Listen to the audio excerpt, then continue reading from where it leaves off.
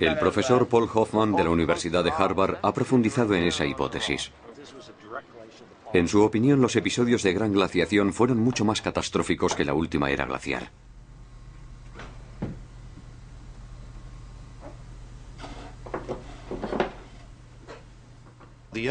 Los episodios de glaciaciones planetarias tuvieron un impacto mucho más grave.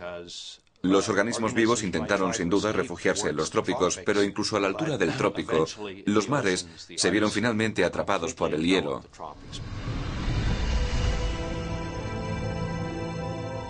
¿Hasta qué punto pudo la vida verse afectada por estos episodios de gran glaciación? Con la colaboración de la Universidad de Tokio hemos podido llevar a cabo una simulación que nos permite visualizar lo que ocurriría si la Tierra, tal y como la conocemos hoy, sufriera repentinamente una catástrofe de tales dimensiones.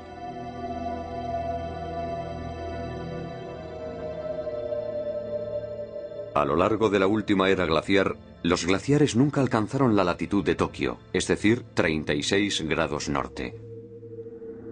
En un episodio de gran glaciación, los rascacielos quedarían completamente cubiertos por el hielo. La capa de hielo podría alcanzar los 1000 metros de espesor.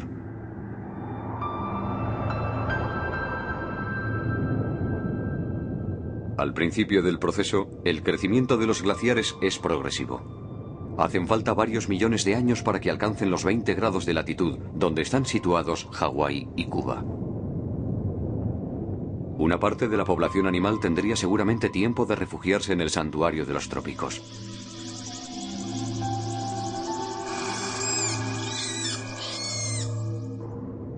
Pero el crecimiento del hielo se acelera súbitamente a partir de los 20 grados de latitud y llega al Ecuador en cuestión de algunos decenios.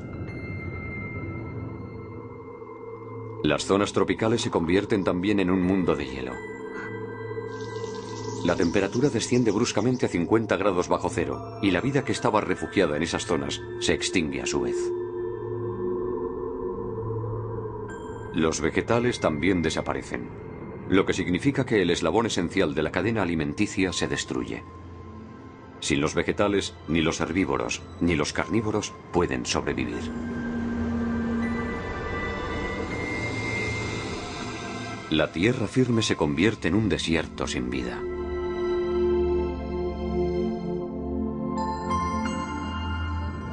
Los océanos sufren una suerte similar. El profesor Hoffman cree que debieron helarse hasta los 1000 metros de profundidad. Puede que los seres vivos capaces de nadar consigan sumergirse bajo el hielo hasta alcanzar el único hábitat todavía disponible. Pero ningún rayo de sol consigue llegar a este universo. Las algas y el plancton, cuya supervivencia depende de la fotosíntesis, no pueden vivir sin luz. Inmersos en una oscuridad total y sin ningún alimento disponible, los peces que logran llegar hasta las profundidades perecen igualmente.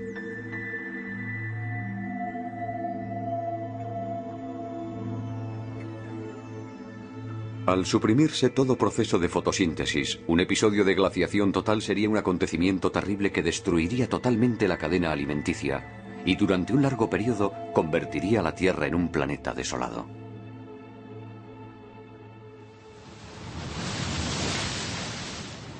¿Por qué motivo llegaron a producirse semejantes acontecimientos? Aún no se ha podido establecer la verdadera causa, pero se cree que el gas de efecto invernadero jugó, sin duda, un papel importante. Solemos referirnos a estos gases como los responsables del calentamiento global del planeta, pero no debemos olvidar que sin su presencia, la temperatura de la Tierra se situaría alrededor de los 18 grados bajo cero. Lo que mantiene actualmente una temperatura benigna en el planeta es una concentración moderada de dióxido de carbono en la atmósfera. No obstante, tenemos buenos motivos para pensar que justo antes del primer episodio de glaciación total, hace 2000 millones de años, había menos dióxido de carbono en el planeta que hoy en día.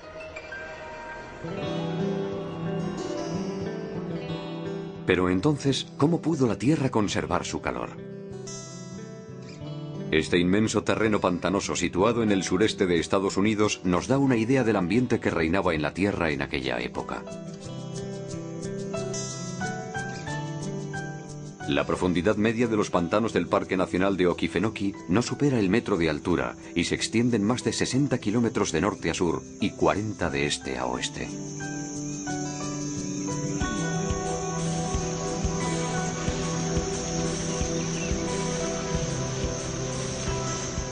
Don Berryhill es profesor de ciencias retirado. Actualmente sirve de guía a turistas y grupos escolares por esta inmensa ciénaga, describiendo sus fascinantes características de una manera perfectamente accesible para todos.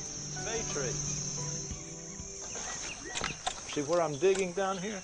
Look what's coming out. See them bubbles? All right, that's a gas that's produced by the bacteria and the fungi down there. ¿De qué tipo de gas se trata? Los niños recogen una muestra con la ayuda de un embudo.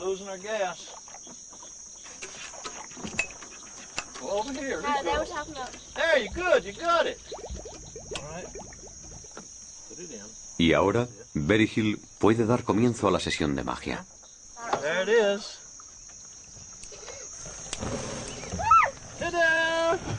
El gas arde.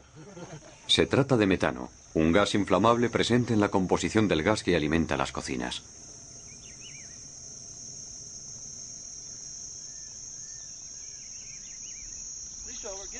La fuente de este metano se encuentra en el cieno que cubre el fondo del pantano.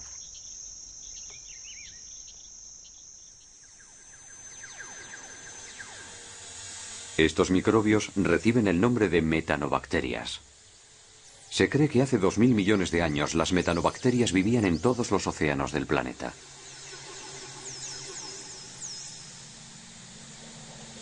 Descomponiendo la materia orgánica, liberan metano.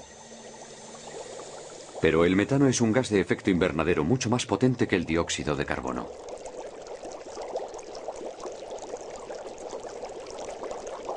Algunos científicos creen que es precisamente este metano el que permitía a la Tierra conservar su temperatura.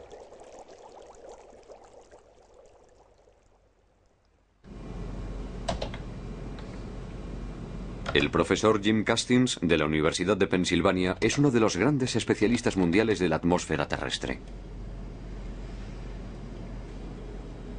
Ha descubierto que incluso sin dióxido de carbono, el metano podía haber mantenido por sí solo la temperatura por encima de los 0 grados.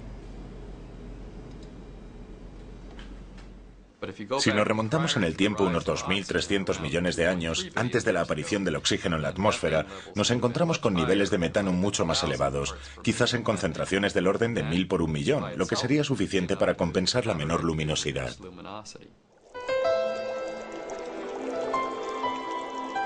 Si el efecto invernadero del metano era suficiente para mantener la temperatura de la Tierra por encima de 0 grados, ¿cómo pudo producirse una glaciación global? Según el profesor Castings, los acontecimientos se desarrollaron de la siguiente forma. Esta es la Tierra hace 2000 millones de años, antes del episodio de glaciación global.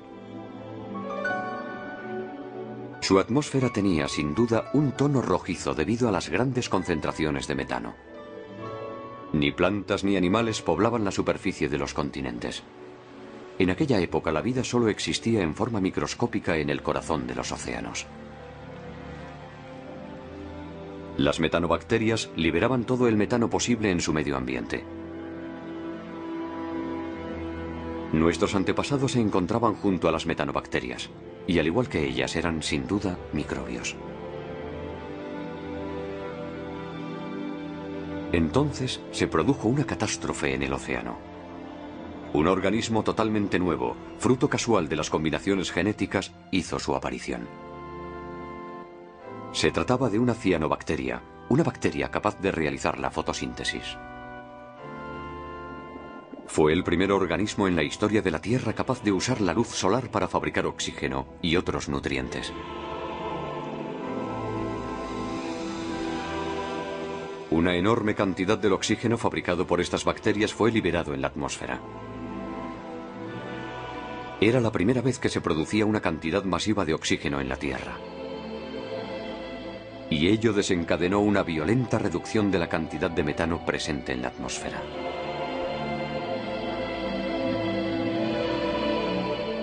Pero volvamos al experimento del pantano de Okefenokee. El metano extraído del fondo del pantano ha ardido con suma facilidad. En realidad, es el resultado de una reacción química que se produce cuando el metano entra en contacto con el oxígeno.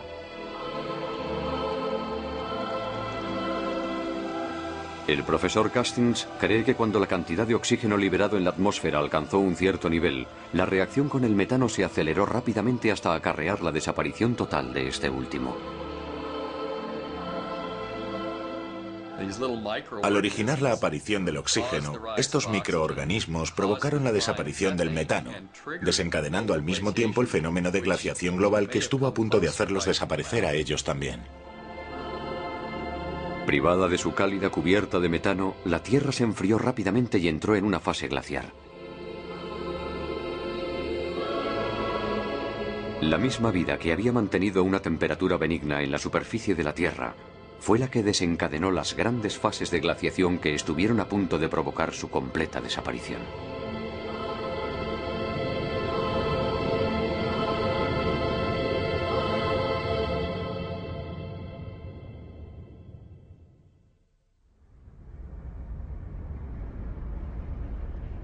¿Cómo pudieron sobrevivir nuestros antepasados microscópicos a unos acontecimientos que, según se cree, debieron durar varios millones o incluso decenas de millones de años?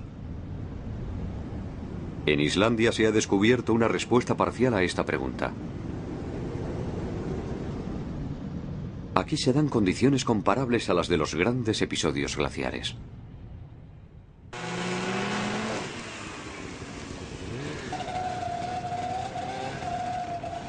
Estos hombres son buscadores de microbios empleados por una empresa privada de estudios biológicos. El profesor Viggo Marteinsson recorre el país en busca de microbios dotados de genes raros que puedan interesar a la industria farmacéutica.